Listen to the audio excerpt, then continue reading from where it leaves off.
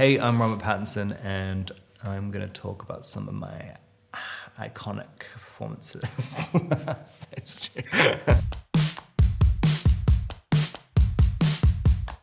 Harry Potter and the Goblet of Fire. Cedric Diggory, the head of the Hufflepuff clan, and he's the first death in Harry Potter, which is my claim to fame. It was definitely my concept to jump out of the tree, like at the beginning for my intro, which I then kind of repeated later on in Twilight. For some reason, I always have the suggestion to be like, why doesn't he just appear just like jumping out of a tree? This strapping young lad must be Cedric, am I right? Sir. I'd sort of fallen into it. I mean, it was so terrifying. I remember the first scene I ever shot on that was in the magical maze at the end, and I'd never done anything with special effects and stunts, and it was a big deal at the time. It felt like very, very intimidating. I think I'd read a book on method acting. The only thing I really got out of that was just beating yourself up before every single scene. That was basically my only concept of how to prepare for a scene. I was psyching myself up as if I was getting into a fight or something before these scenes, and just screaming into a pillow and like fighting, punching myself and like kind of ripping my clothing and stuff. But I had all these prosthetic wounds on, and all of the prosthetics would melt off my face, and I'd have to have all my makeup done again. But I had no concept of how to kind of get into a psyched up physical state. I remember holding a wand and thinking that it felt so dorky to hold it like a magic wand, so I'm holding it like a gun with two hands, thinking I'm in like a Die Hard movie. I think I even have one eye closed when I'm like looking down, like it's got a viewfinder on it. I spent a lot of time living off the Harry Potter money. I moved to an apartment in Soho in London. I really thought I was going to do music at that point. I don't know where I had the kind of belief in that, because there was absolutely no one saying that there's a kind of music career on the table. But I was doing a lot of gigs all the time. I was just constantly doing open mics all the time. And then I ran out of money, basically. It was definitely going the wrong direction in terms of a career up until Twilight. I'd started to develop this absolute terror of auditions, which I'm sure a lot of actors have. And I'd kind of could be so enthusiastic about something, and then the day of the audition, just my confidence would just entirely collapse. The same thing happened the morning of the Twilight audition. I used to live on my agent's couch at the time in her apartment, and she sent me the email exchange. It was like, I'm freaking out, I don't want to go to the audition anymore.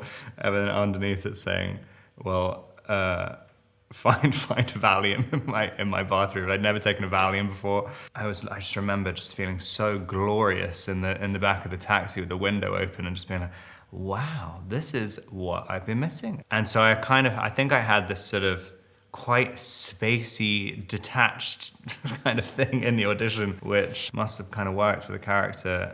That's Edward Cullen.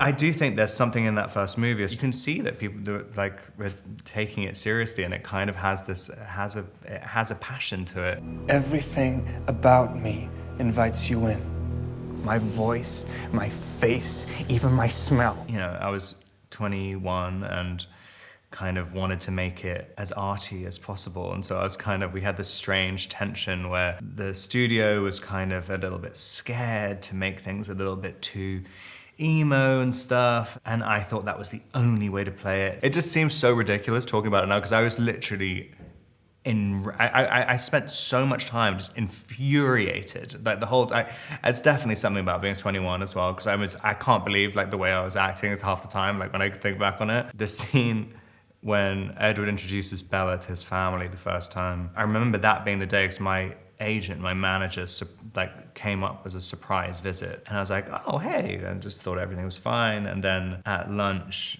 they were like, okay, so whatever you're doing right now, you need, after lunch, just do the opposite, or you'll be fired by the end of the day. And I was like, okay. And so that was the only thing that got me to sort of smile a little bit. Like my own personal brand of heroin. I also think that if I tried to play it lighthearted, the way I would do it would end up looking so wrong, like that I'd probably end up looking even more like a psychopath.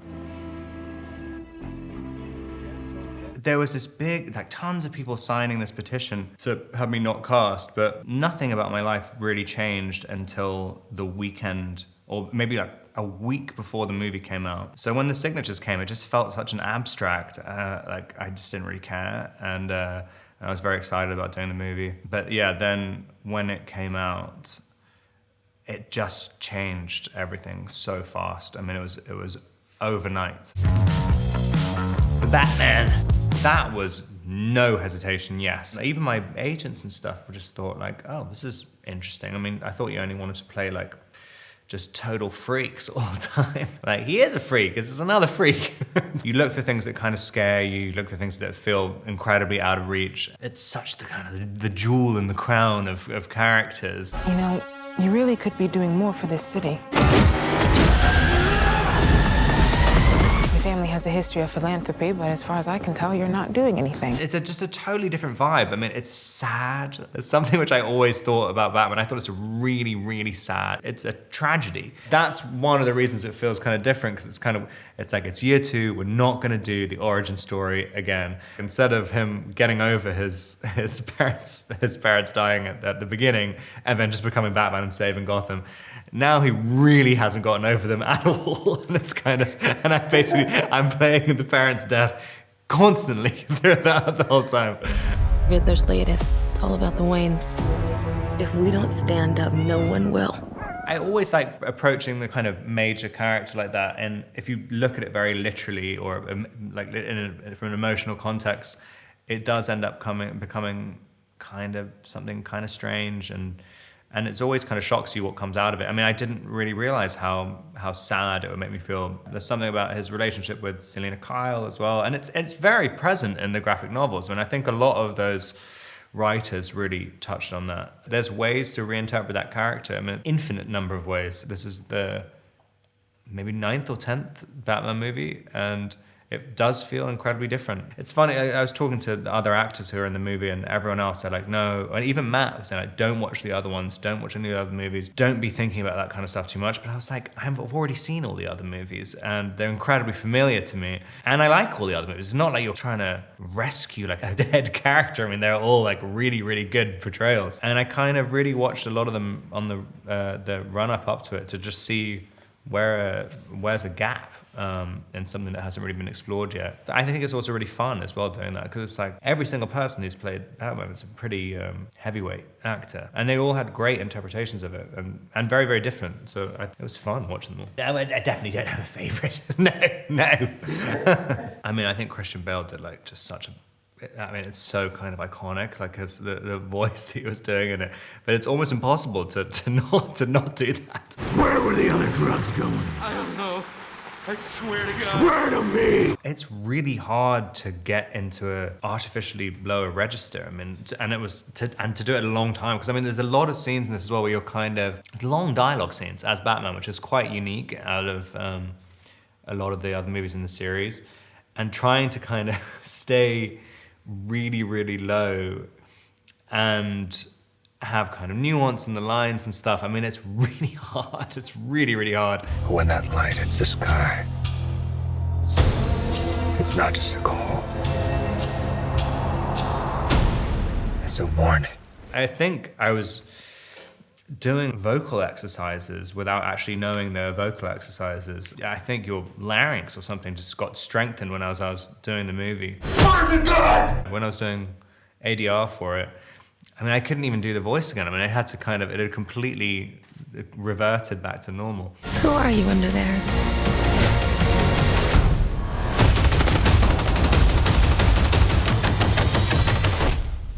I'm vengeance. There's a kind of understanding, which I think every actor who goes into it, there's some way of playing Batman that just feels right as Batman. And like, if you try and do something too different, it sometimes feels really off. But it's funny, it's like as soon as you put on the suit, it sort of does something to you. You start behaving in this quite particular way. And it might be about the kind of restriction in the movement and stuff, where there's definitely elements of just the kind of practical aspect of it. You want to be able to turn your head.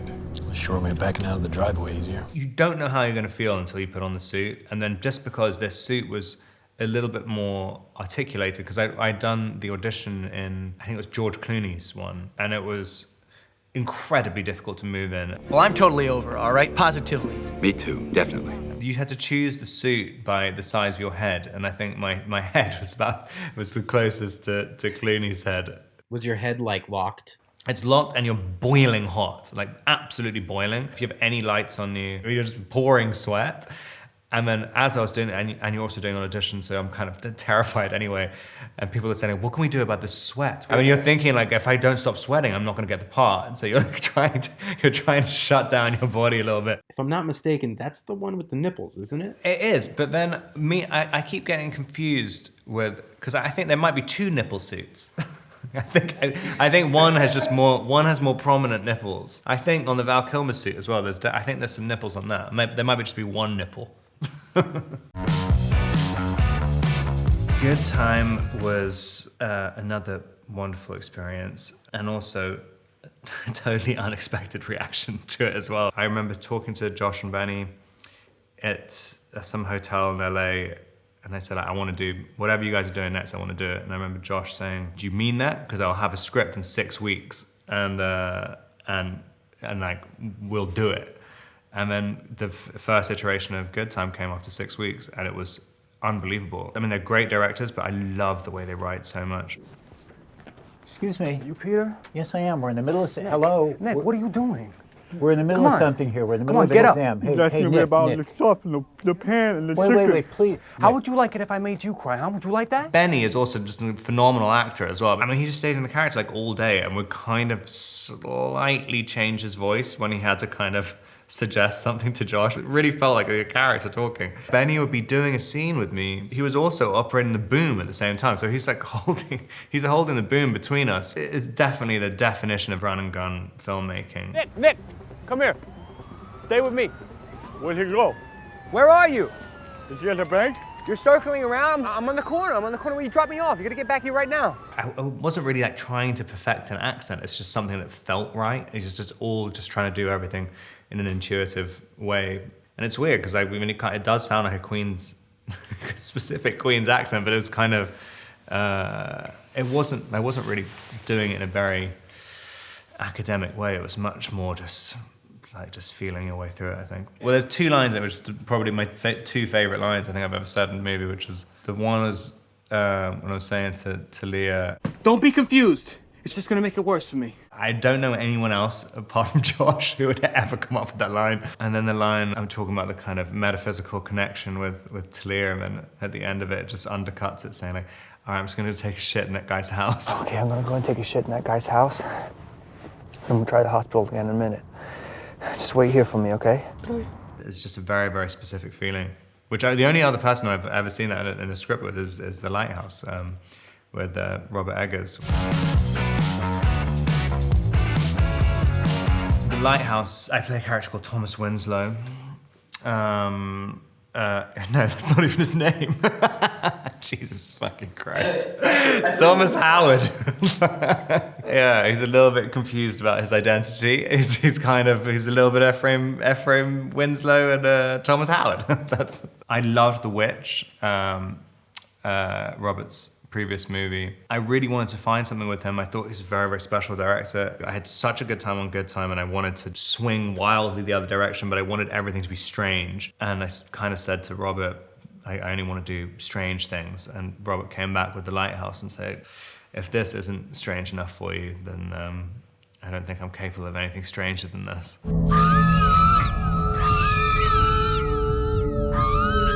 Really trying to convince everyone that The Lighthouse was a comedy, and trying to convince, I think it was the HFPA, like, and really trying to convince the relatively elderly people, no, it is a comedy. It's 100% a comedy. It should qualify for the musical or comedy section.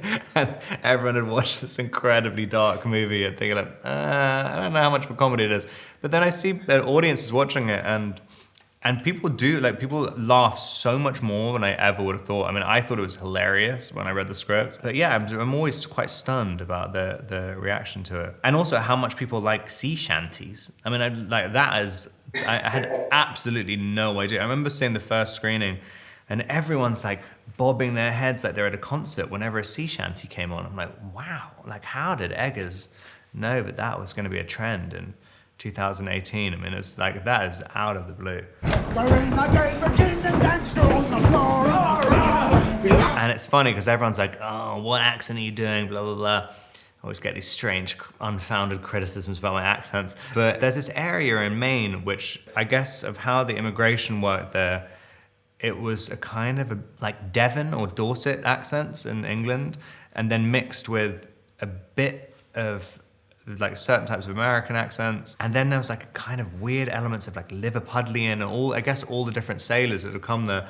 But you kind of listen to this really tiny area in Maine, and it's been the same accent for hundreds of years, and it doesn't sound anything like a normal American accent. But it's very, very fun. It's also very addictive to do. A lot of the crew started speaking, being like, "Thank you," and like all these different things. I don't have to say nothing. Danny! Let Neptune strike ye dead, Winslow! Eggers said, when I asked him how the movie was, he said like, well, it's basically Willem going, arr, arr, arr, arr, and you going like, ong, ong, ong, ong, ong, ong. And I'm like, oh, great, sounds great. Only when he, crowned in cockle shells, his coral-tined trident screeches banshee-like in the tempest, and plunges right through your gullet. It was absolutely great working with Willem. We rehearsed for about a week before we started shooting, and he has so much energy. It's just unreal. It's like almost like working with like a 6-year-old. Like kind of, they just have kind of, there's nothing that fatigues him. And so I was kind of a little bit terrified at the beginning because he would literally, we'd rehearse the entire movie, and then the second we got to the end, he's like, again! And I just start doing it again, and his energy hadn't even been dented. He's the best. What? What? The scene where we're saying what to each other, just going what. I just remember seeing that in the script. It was over 3 pages where everyone's line was just saying what. And you're looking at it going like, this can't be actually in a script. It's one of those things where you go, I'm not going to see this again ever in my entire life, and I want to be the person to say this because I'll be really, really annoyed if someone else gets to do it. What?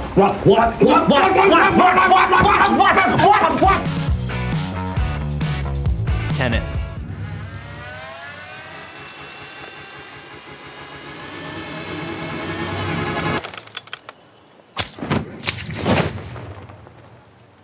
It's the most apocalyptic spy movie that's ever been made. They're really, really big concepts, but it's kind of, it's like all of Chris's movies. You can kind of interpret them. You can either like really, really dig into it and find so many different threads to pull, or you can kind of appreciate it as like a big, massive adventure action movie, and you don't really need to know what's happening like that much.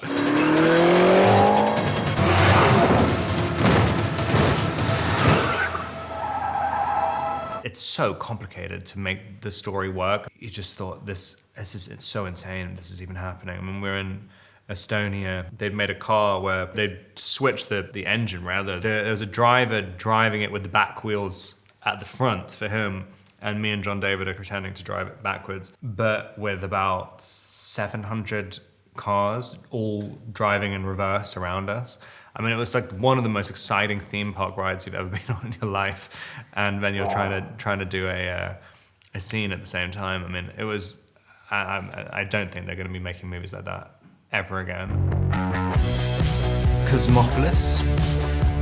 Any special reason we're in the car instead of the office? What makes you think we're in the car instead of the office? Cosmópolis is about a 28-year-old asset manager called Eric Packer. He gets a kind of obscure death threat, and he starts to kind of intentionally unravel his own life. I remember doing it and thinking, the audience I want for this is for someone in 10 years' time to be watching TV at 3 o'clock in the morning, and this comes on, and then you have no idea if you're asleep or not. This is loss of faith that will force the yuan to drop. Dollar will settle up. The yuan will drop. Where's Chin? Working on visual patterns. We were shooting inside a limo that was the same size as a normal limo. It was kind of, the camera's on a techno crane. I've never done a movie like it where you're doing the entire movie inside like a kind of vocal recording booth almost. Like it was very, very strange. And it just got to the point by the end of the shoot, I'd never even left the limo. I just stayed in it all day. I love that movie. I've seen it so many times, and I think it's really, it's one of my favorite things I've ever done. High Life. You realize nothing is ever gonna grow inside us. Break the laws of nature. You'll pay for it. Claire Denis, who directed that, is just one of my favorite people in the entire world. If anyone can experience what it's like to do a Claire Denis movie, I would definitely say you have to do it. I mean, it's completely different to anything else. You just suddenly realize you can approach filmmaking and acting in totally different ways every single movie. And directors like that really allow you the freedom to do it.